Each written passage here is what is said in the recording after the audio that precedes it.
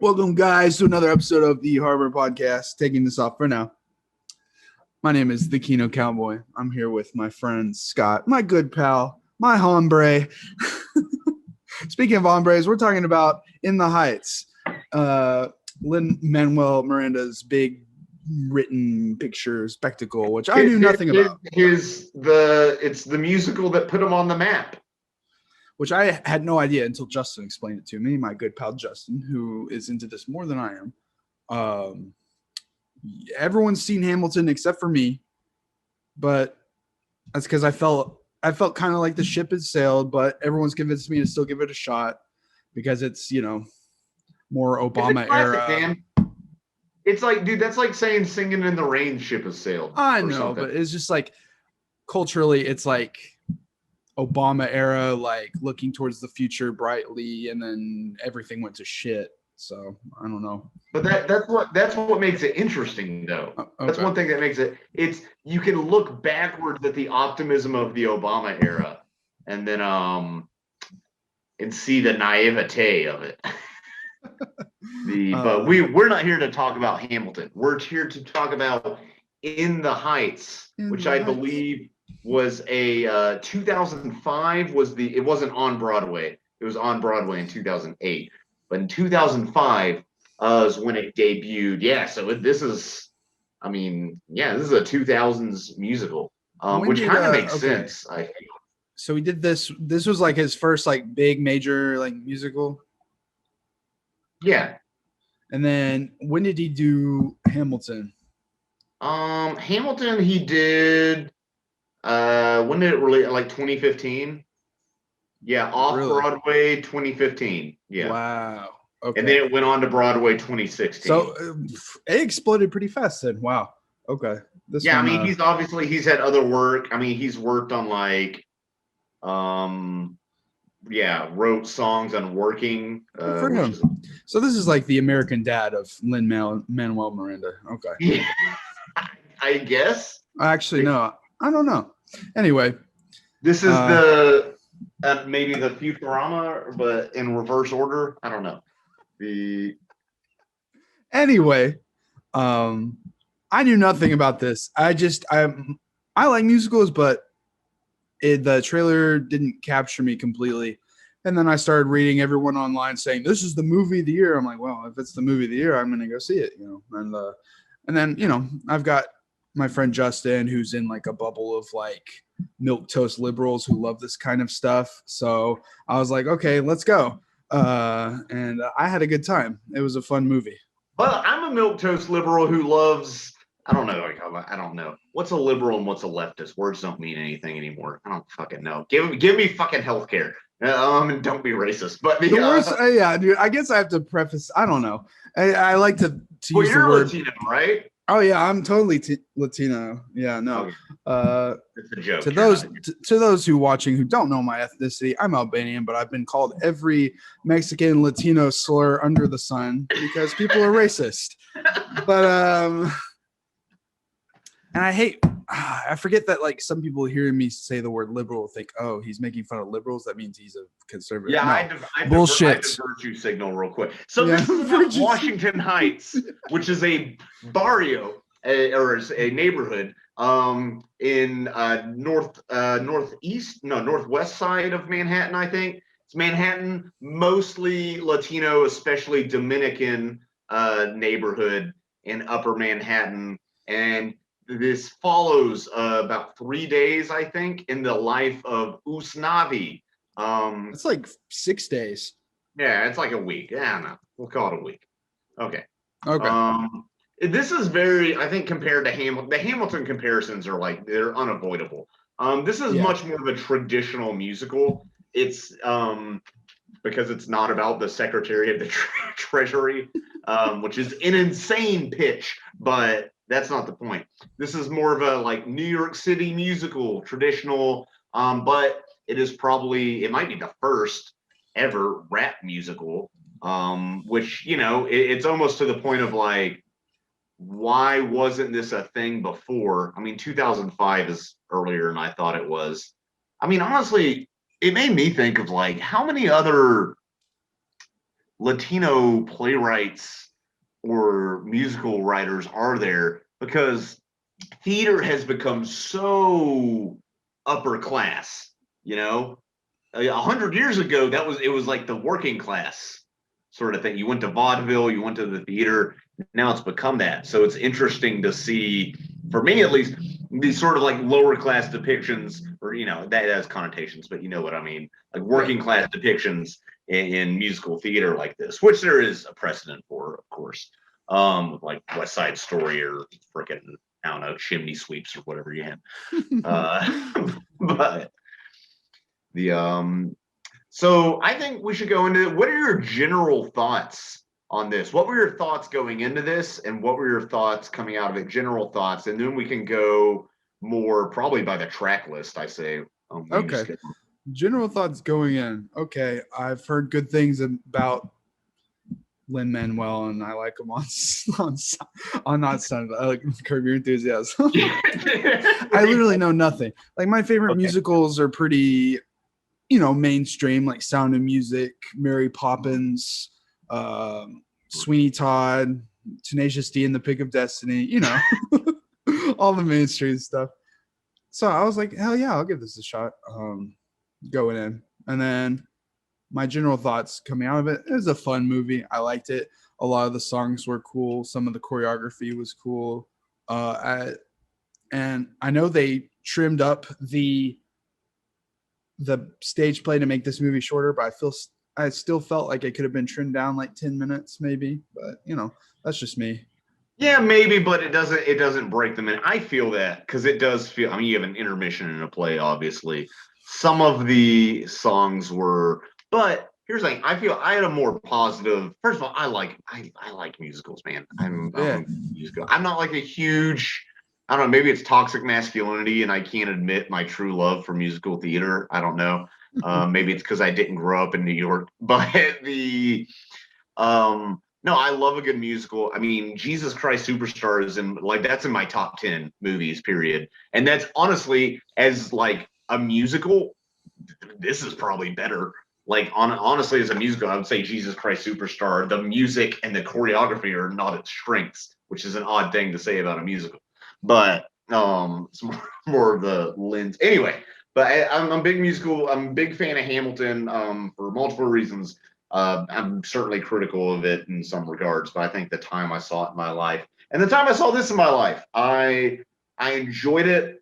Also, there's the elephant in the room of I am, currently improving my Spanish, so that added a lot of texture to the movie, because pretty much anytime you heard Spanish, I pretty much understood it. Well, there's a lot of times because it wasn't very complex. They weren't writing you a novel.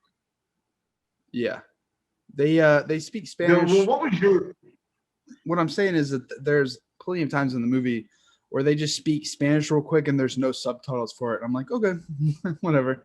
Yeah, and that's the thing. Here's the thing: you're not missing anything. Not really. Like, it's just texture, and it's just kind of the Spanglish that they'll be like, "No me diga" is like, they'll just be like, "Don't tell me." Like, you're like, it's kind of like them being like, "You're shitting me." It's kind of like that. But it's not. Or when Abuela is saying paciencia and fe, which they might translate, that's just like patience and faith. She's just talking about that. Okay. But like, you're not missing like any like major plot points if you don't speak Spanish. So if you hear something and you don't understand it, don't worry about it. Okay. Okay. But God, I feel like the opening number of this which is hella important for a musical. It put me right in it. I don't know about you. Yeah, for sure. Immediately sets the tone and atmosphere of the entire movie. Right. And you've never been to New York. I've been to Manhattan. I have not been to Washington Heights.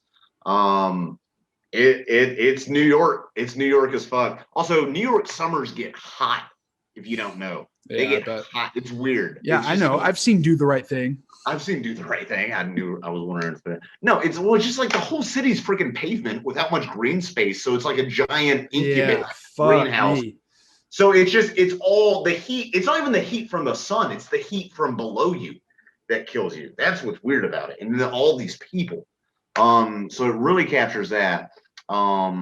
So we have a lot of characters. I believe in Was the film. Go ahead. No, in the stage play was Lin Manuel. I assume he was playing the main guy. Yes, he was, Okay. and he was smart enough to not do that because he's kind of aged out. And honestly, like he's not the best singer. Like he's not as good of a singer as Anthony Ramos. Yeah, I think this new lead was a good choice. I liked him a lot. And also he plays one of the leads in Hamilton, one of the like main supporting characters. He plays who's it? John Lawrence. And in the first act and in the second act, he plays Hamilton's son. He plays two roles, which is I actually didn't, So he's excellent. A lot of the people in the stage, because the stage play originated like 15 years ago, a lot of the people have changed. Obviously, the like 16-year-old kid cousin Sonny is not the same actor because he'd be like 30 now, stuff like that. But how'd you feel about the plot of this? Because I do feel, I don't know. I don't mean this as a weakness. I would say plot is not its strong suit, but also I would say plot is not the strong suit of most musicals. Nor is it even the purpose or goal. The plot was pretty predictable, standard to me, but it didn't bother me. It was fine. No, it didn't bother me. I knew he wasn't going to actually move to the Dominican Republic at the end. Yeah. You kind of, they do a thing. I like to suspend disbelief in a movie. Sometimes I like to, I don't know, almost trick myself into enjoying a movie, even though. Sure, yeah.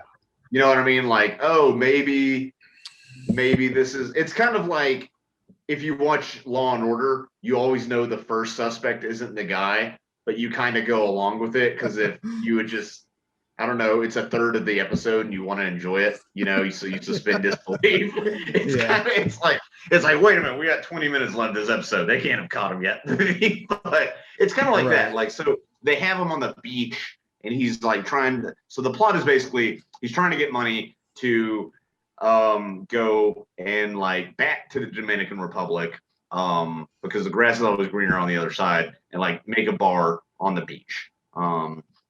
So which and he ends up not doing it. Spoilers, but that probably shouldn't be that surprising. I will say the Dominican Republic. I was actually reading about it a bit. Its economy is doing. I don't know with COVID how it's been, but it's done a lot better in the 21st century than the 20th. I'll just say that it's the biggest economy in the Caribbean, which is interesting because it's on the same island as Haiti, which we think of like abject poverty. So also the U.S. is apparently fucked with the Dominican Republic a lot because that's what we do in Latin America, bro. we overthrow your fucking democracies. So I mean, there's a lot of B plots, because it's a musical, so there's a lot of I saw certain people complaining, and Justin and I were talking about this, like that you can't. It's hard to like follow certain characters. I'm like, dude, no, it's not. They have like intro songs for all like the major characters, and like it's not that hard to follow. It's not hard at all.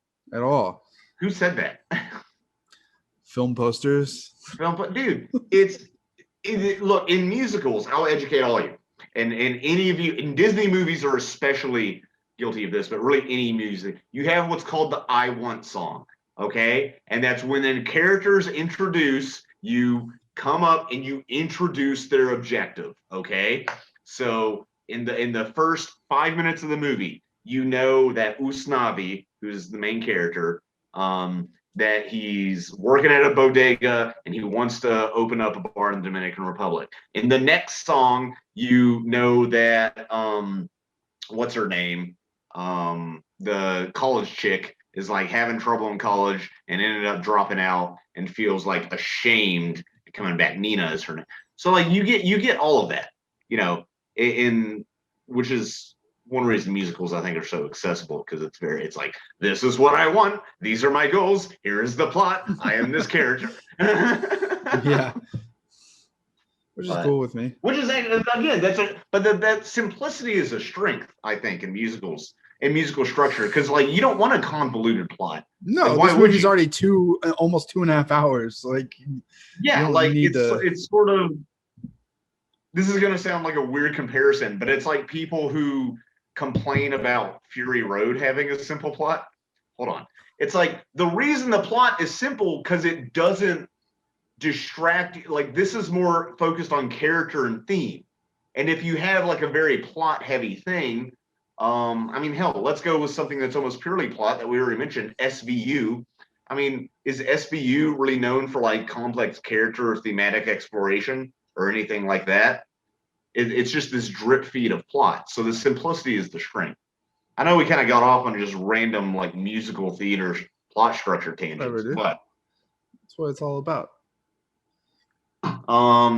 Did you have some favorite either songs or the? Well, I feel like the pool sequence sticks out to me and most people as a good sequence. That's good. 96,000. 96,000. I really was immediately catchy to me because I'm kind of bad with like with songs being catchy. I have to like listen to it more than the average person for it to be catchy. I'm weird like that. I don't know.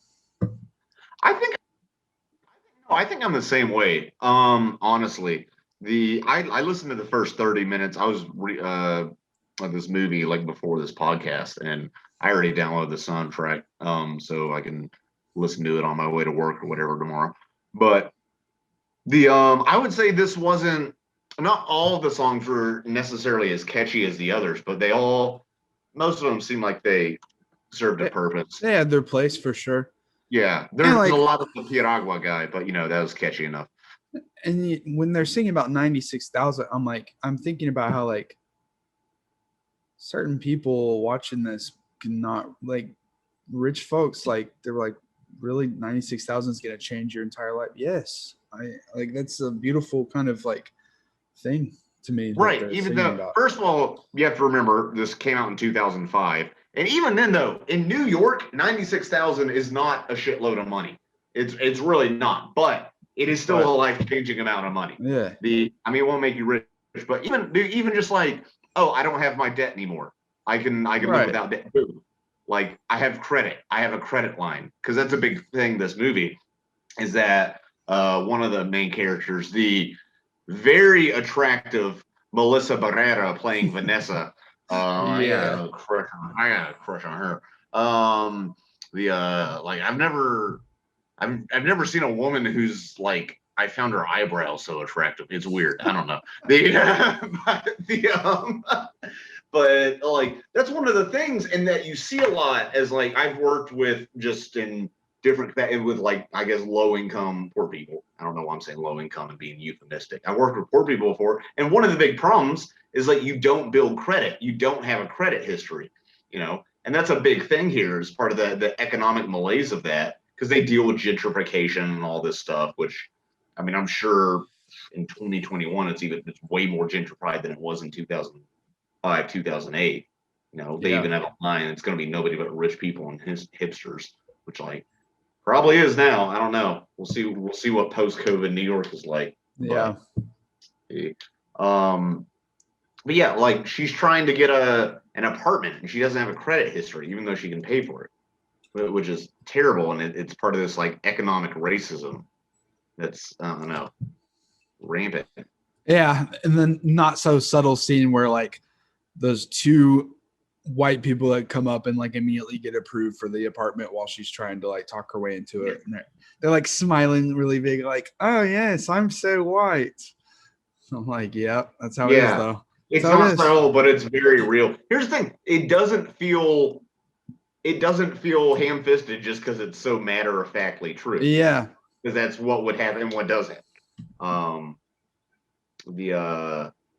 The politics of this movie, I don't know. They talk about dreamers and letting dreamers stay or whatever, because one of the kids is like doesn't have a green card or whatever. He's a legal immigrant. Yeah. And which is not the case in the original, I've heard. So it's not. Is it not the case in the original? That's what I've heard. Okay, here's the thing. I was actually wondering about that. The addition of the dreamers thing did seem, and I'm fine with it personally, it seemed like a political thing because the dreamer thing, I feel like that's become a more common, basically since the Trump administration, since like 2016, that sort of dreamer rhetoric. Yeah. Now, granted, again, when in 2005, 2008, I was a child and could not vote. So in 2005, I was 12. So I wasn't like researching immigration policy a lot. Yeah. Like I knew there was like problems and stuff, but I didn't know. I still don't know. I still don't know shit.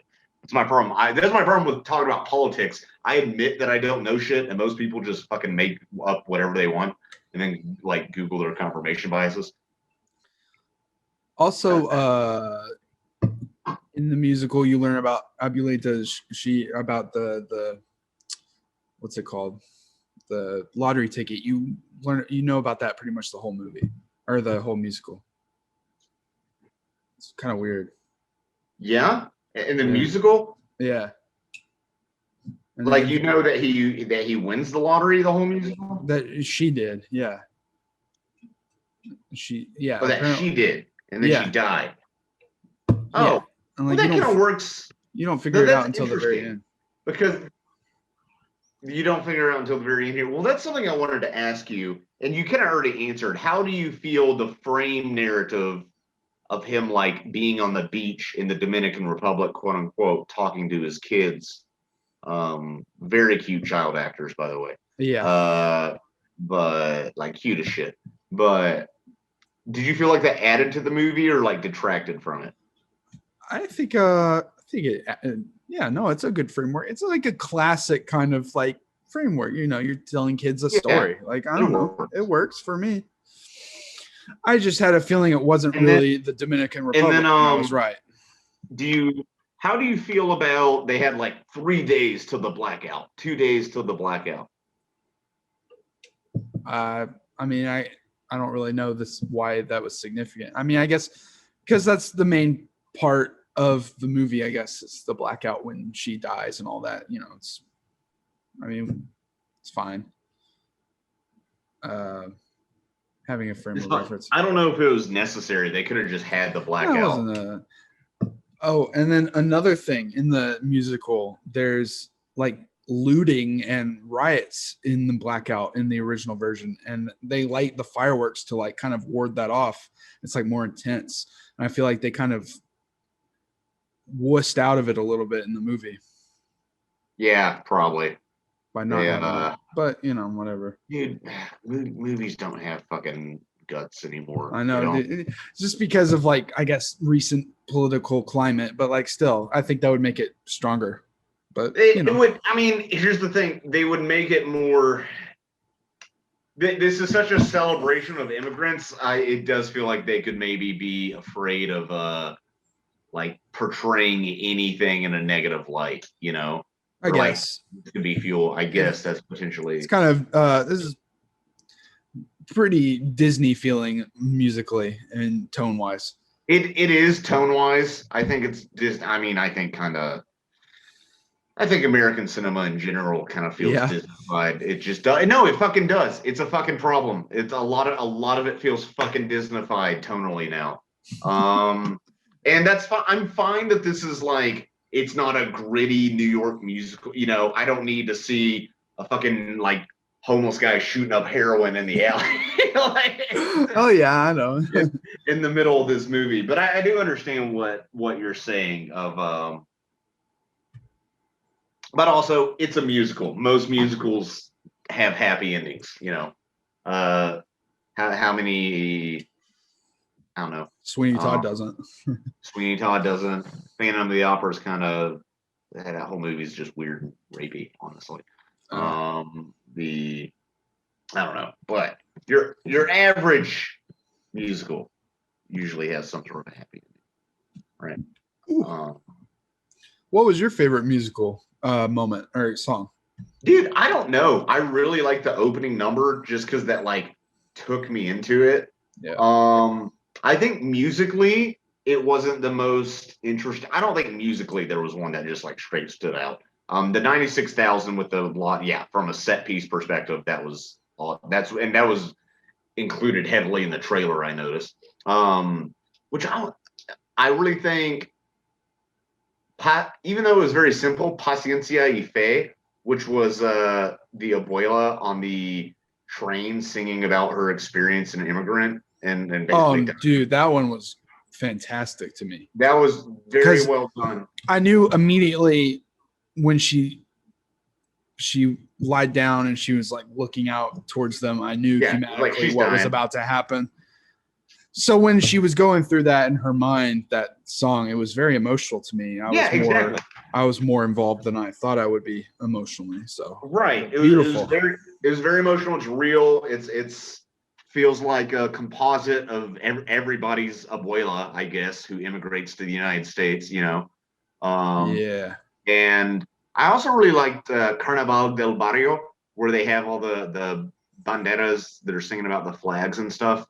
I don't know why. I think it's honestly, I think part of it is because I've done a bunch of flag coloring activities for the Olympics with my kids, and so it has fresh in my mind. Dude, Jamaica is an underrated flag. I don't know why. I've really gotten into the Jamaican flag. I don't know. I think it's cool. Not a lot of flags use like black, gold, and green. Like that's an interesting color scheme. I don't know. I like it. Jamaican is pretty cool. It has the crest. Anything with a crest, I like. That's very. It's like a Peruvian flag has a llama on it. That's pretty cool. The scene where I was not expecting some of the crass stuff. I was pleasantly surprised when they were singing about dude's dick size. Oh yeah. And they were very fitful at that kind of like a hair nail salon kind of place, that's fitting.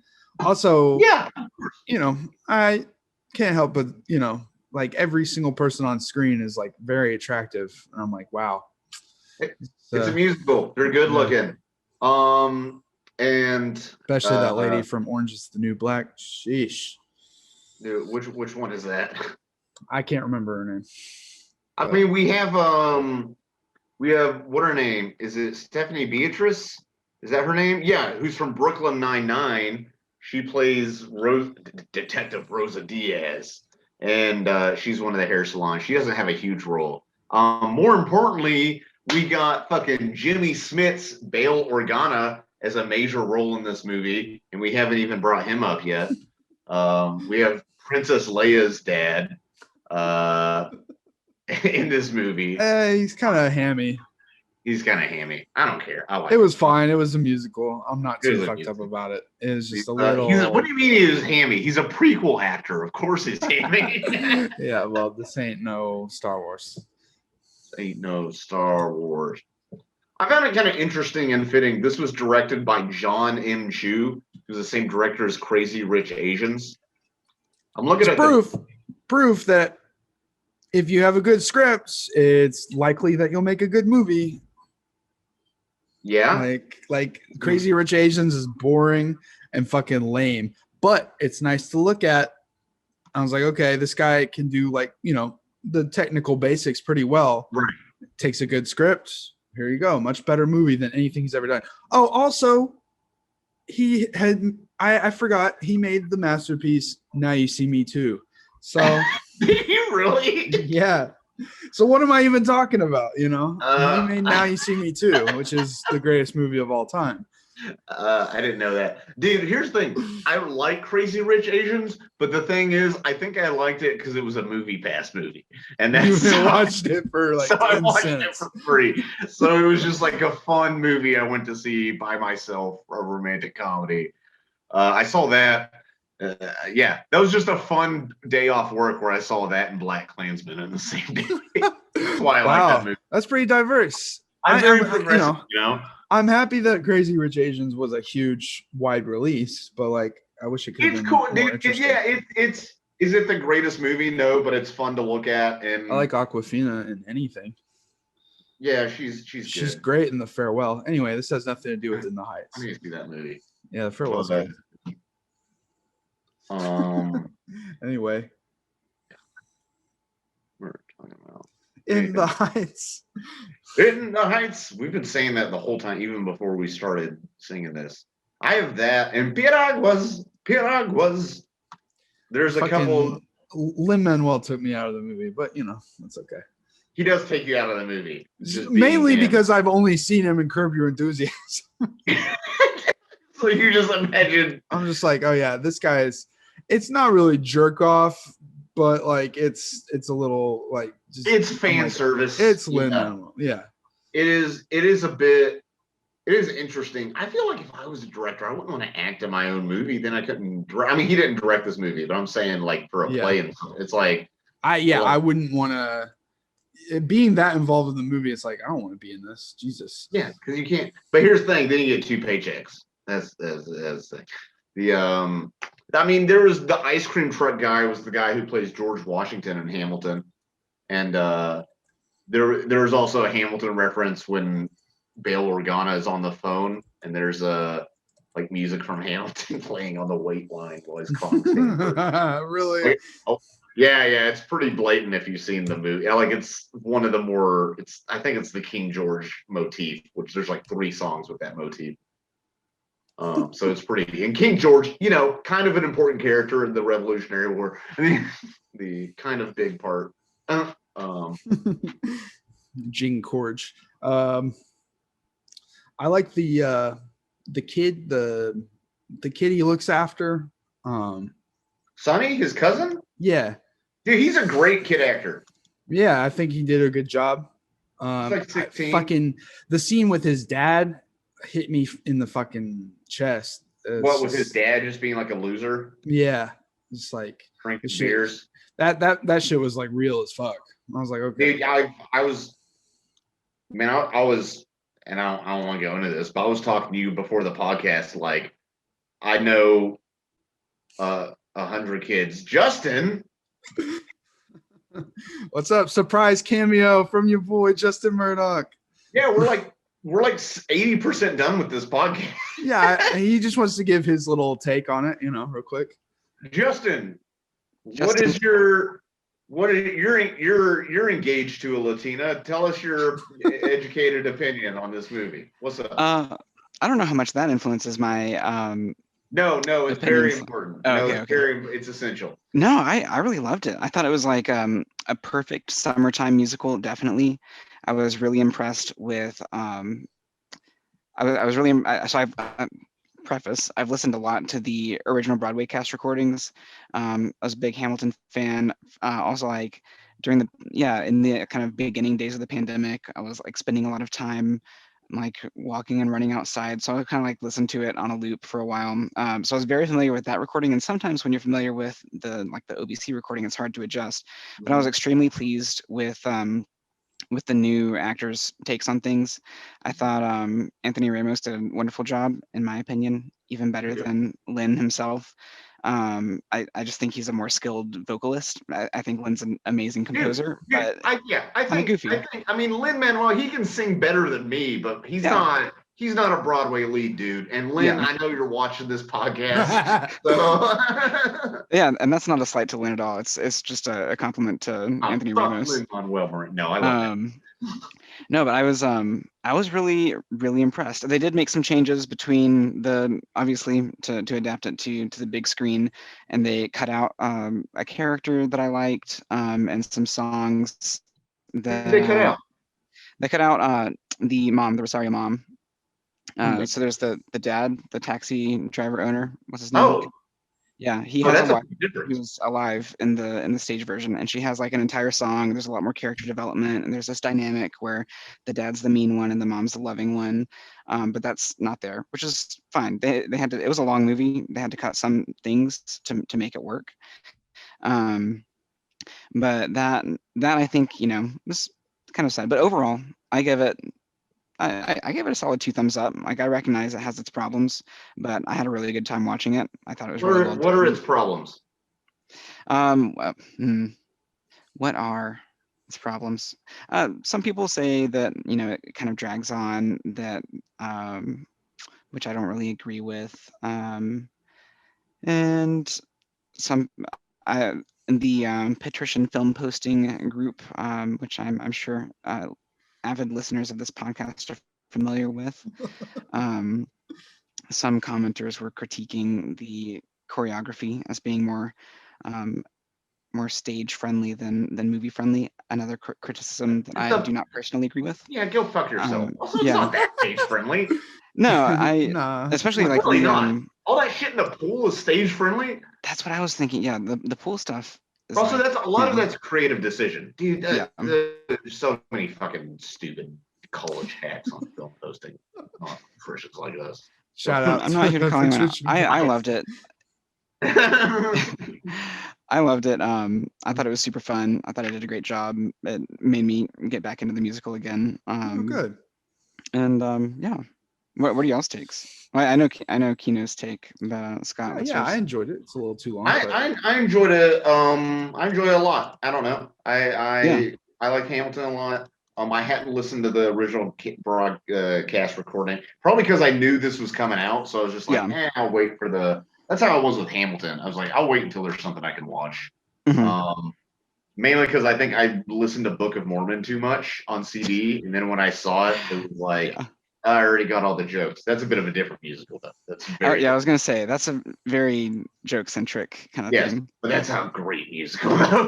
I'm just biased personally because so many movies these days are way too long. So like, I'm not saying that like there was stuff that should have been cut out in the musical. I'm just like sick of every movie being 2 hours and 20 minutes. Yeah, that's my own personal problem. So yeah. Not everything can be Infinity War. Yeah, man, I definitely see that side of things. It's hard for me to even like you said. We're not saying anything else needs to be cut out. It's hard for me to even think about cutting out things because the things that I immediately go to, like the Sunset song where I believe that's the one where they're like dancing on the side of the building. Oh yeah. It's an important character moment. It's also like a bookend. So they cut out the Sunrise song, which is a very short song that occurs after like the night of the blackout. It's one of my favorites in the original recording, but it has this bookend effect. So you have like the sunrise and then the sunset later, and it kind of tracks the arc of their relationship. So I feel like if I had to cut anything, I might cut the sunset song, even though it was a really beautiful scene. But other than that, I can't really find much. I don't know why they had so much music in the movie. Like if they had just talked through and had normal dialogue instead of music, this would have been like 90 minutes, man. I don't know if I just wasn't paying attention well enough, but it seemed almost kind of unclear to me if she was like going back to school or what she was doing by the end of it. She goes back to California because there's like that line where he's like, "Oh, I'm gonna come look for you in California," and then that's why neither of them are present in the in the post log part. So I will say the other difference to one of the other major differences is that in the stage version they find the lottery ticket a lot earlier. Oh yeah, I told Scott about that. Okay, good. Yeah. Do you feel like this was Disneyfied?